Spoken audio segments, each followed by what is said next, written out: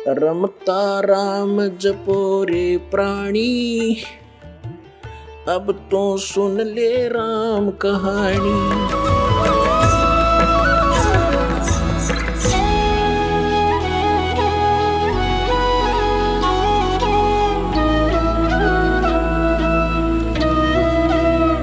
पहले तो ये कंसेप्ट क्लियर करते हैं कि अब कलयुग 5500 वर्ष बीत चुका है। 5500 वर्ष बीत चुका है। ये देखिएगा, एक पुस्तक है हिमालय तीर्थ। ये पुस्तक है हिमालय तीर्थ, इसका नाम है, और ये शंकराचार्यों के द्वारा लिखी गई है। जेपी नंबूरी ये शंकराचार्यों का शिष्य है कोई। ये देखिएगा, जेपी नंबूरी उप मुख्य कार्याधिकारी श्री बद्रीनाथ केदारनाथ मंदिर समिति का, और ट्रैक्स एंड टूरस कलकत्ता से छपी है। ये यहाँ इसका और विस्तृत विवरण है इसके प्रकाशक और छापने वालों का। मुद्रक हैं गिरी प्रिंट सर्विसेज कलकत्ता। इसके 42 पृष्ठ पे लिखा है, देखिएगा, इसके 42 पृष्ठ पे है हिमालय तीर्थ की पुस्तक के। ये देखिए यहाँ पर शंकराचार्य का, ये कोई शिव रहस्य नामक कोई पुस्तक है, उसमें लिखी हुई ये एक श्लोक है। इसका ये अनुवाद है, कलयुग के 3000 वर्ष व्यतीत होने पर बौद्ध मीमांसकों का के मत पर विजय प्राप्ति के लिए शंकर यति के रूप में आविर्भाव होंगे। यानी शंकराचार्य का जन्म, शंकराचार्य जी की दर्शनों के उपरांत भगवान बद्रीनाथ के मंदिर में प्रवेश की परंपरा। ये शंकराचार्य का जन्म कलयुग के 3000 व्यतीत होने पर बौद्ध मीमांसकों के मत पर विजय प्राप्ति के लिए शंकर यति के रूप में आविर्भूत होंगे, जन्म लेंगे। यानी 3000 कलयुग जब बीत जाएगा। अब देखिएगा, यह पुस्तक है शंकरो ज्योति श्लोकम। ये भगवत पाद श्री आदि शंकराचार्य संन्यास, ये पंच वंशति स्मृति ग्रंथ। और ये कहाँ से छपी है ये देखते हैं।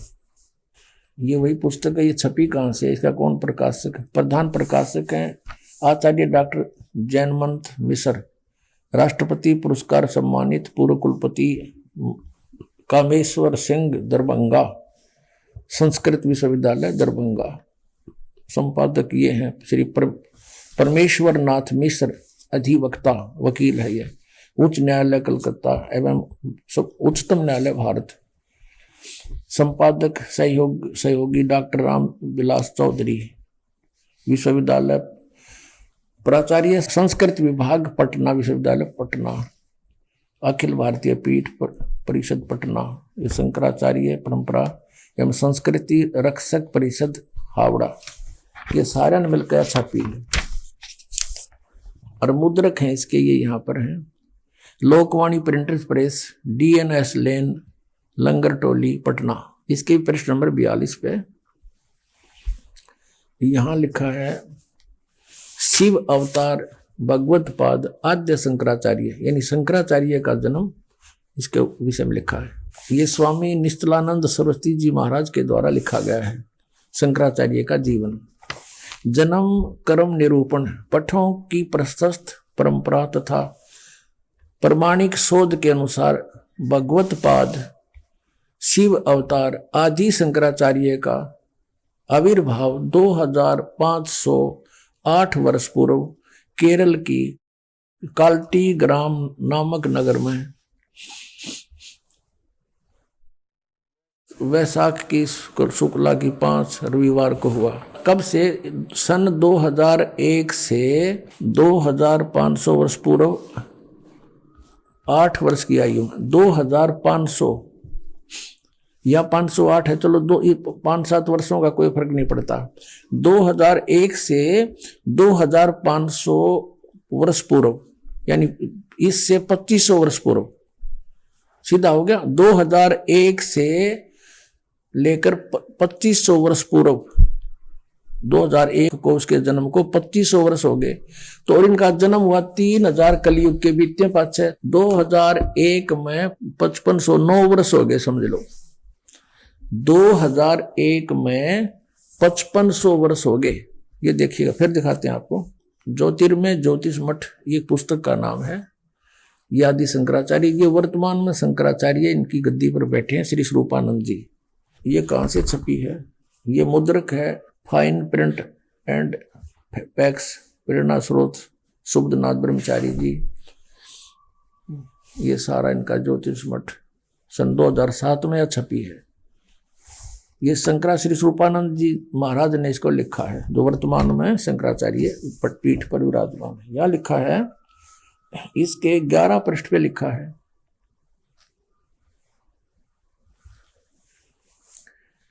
आदि गुरु शंकराचार्य संक्षिप्त जीवन परिचय।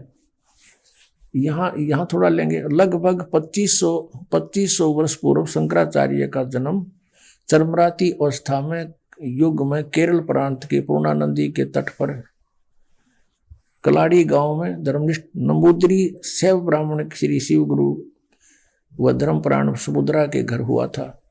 यहां देखिएगा, गुरु परंपरागत मठों के अनुसार उनका आविर्भाव काल पूर्व, आविर्भाव 508 यानी ईसा पूर्व, ये है काल ईसा पूर्व है ये, यानी ईसा जी से 508 वर्ष पूर्व इनका जन्म माना जाता है। तो ईसा वाली 2001 चल रही है, तो 2001 से 508 पहले युवा हो गया, तो 2508 वर्ष समझो इसको, 2508 वर्ष हो गए। और जब इनका जन्म हुआ, जब कलयुग 3000 वर्ष बीत जाएगा, ये इन्होंने ही लिख रखा है। ये देखिएगा, ये हिमालय तीर्थ में आपने भी पढ़ा पुस्तक में, फिर देख लिए। ये पुस्तक है हिमालय तीर्थ, और ये भी आपको दिखाई थी, ये वही है। इसमें लिखा है कि इसके 42 पृष्ठ पर हिमालय तीर्थ, यहां लिखा है शंकराचार्य के विषय में कि कलयुग के 3000 वर्ष व्यतीत होने पर बौद्ध मीमांसकों के मत पर विजय पाने के लिए शंकरयति के रूप में आविर्भूत होंगे। यानी कलयुग के 3000 वर्ष बीत गए जब तक इनका जन्म हुआ। ईसा से 508 वर्ष पहले हुए, ईसा का 2001 चल रहा है, तो सारा कुछ मिला के अब कलयुग 2001 में 5508 वर्ष हो गए थे।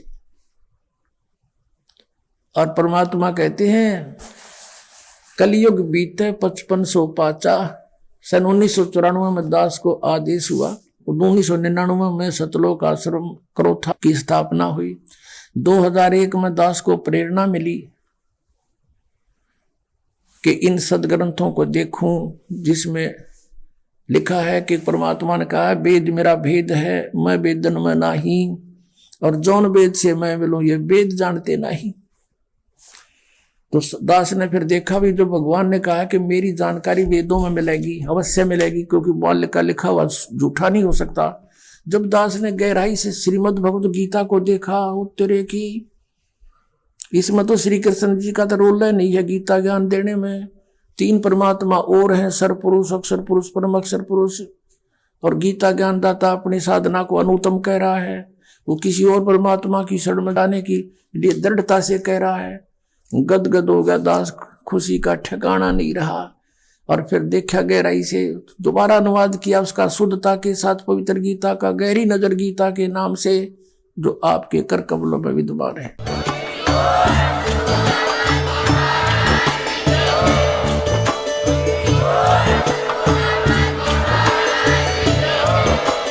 आप सुन रहे थे जगत गुरु तत्वदर्शी संत रामपाल जी महाराज जी के मंगल प्रवचन। अधिक जानकारी के लिए विजिट कीजिए हमारी वेबसाइट www.jagatgururampalji.org। संत रामपाल जी महाराज जी के शुभ आशीर्वाद से पूरे विश्व भर में 500 से भी ज्यादा नाम दीक्षा केंद्र हैं, जिन पर संत रामपाल जी महाराज जी द्वारा ऑनलाइन निःशुल्क नाम दीक्षा दी जा रही है। अपने नजदीकी नाम दीक्षा केंद्र का पता करने के लिए संपर्क करें 8222880541।